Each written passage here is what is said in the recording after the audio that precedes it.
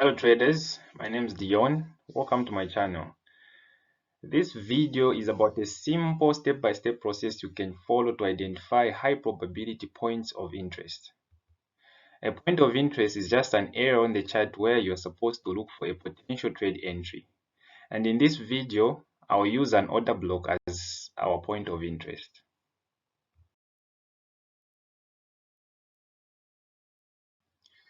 Okay, first things first, structure time frame. Your POI should be on the same time frame as your market structure time frame.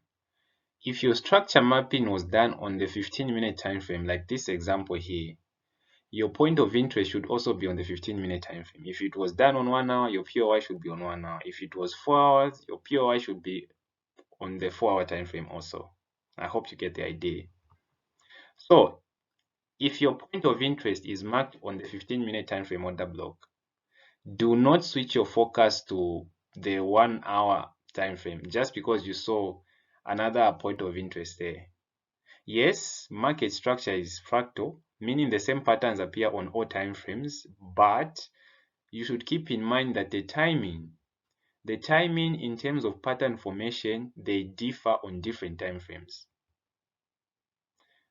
The market structure may turn bullish on the 15-minute time frame here, but still be bearish on the 1 hour and other higher time frames. The structure formation is slower as you go higher on the time frame.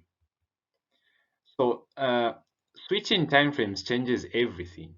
You'll easily get overwhelmed forgetting what you are looking for in the first place and lose a good trade eventually. So your point of interest should always be on the same time frame as your structure mapping time frame.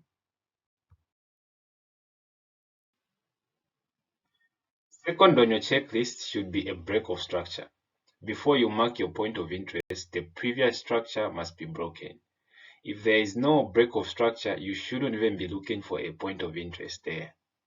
Watch my video on structure mapping if you want to understand break of structure. The link is in the description below. Okay, and third on your checklist should be inducement. There must be inducement before you mark any point of interest. If there is no inducement, but you still go ahead and mark a point of interest, that fake point of interest, my friend, will just become inducement, and your trade will be a donation to whoever is disciplined and patient enough to follow these simple rules. If you don't understand inducement, there's a video, link in the description below. Okay, fourth item on your checklist should be a fair value gap. There must be a fair value gap before you mark your point of interest. Sometimes the market will not reach and tap into your point of interest, which is an order block, but will instead just tap into the fair value gap and reverse. You can see here how it played around in the fair value gap until it cleared out this liquidity above here and then tapped into the order block POI and eventually dropped aggressively to the downside. That's not a coincidence, my friend.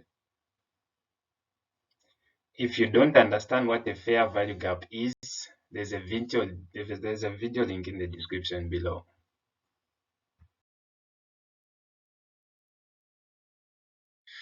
And the fifth item on the checklist is the premium and discount zones. This can also be the first thing you should consider actually. It can save you plenty of time.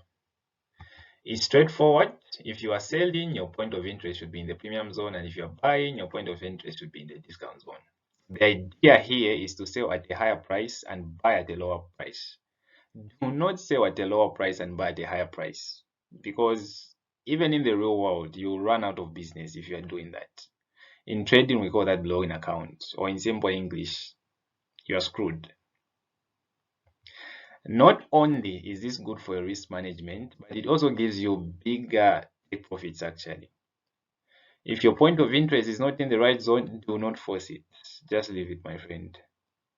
So this tool, this red and green tool, it's called the gun box. You can find it in TradingView. Or you can also use the Fibonacci retracement for optimum trade entries. Everything above 50% is premium and everything below 50% is discount. It's just the same. 50% is just your equilibrium level.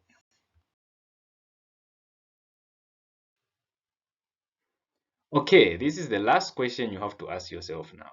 If everything is in line, and I mean every single item on that checklist, if you are good, you can mark that valid POI, my friend.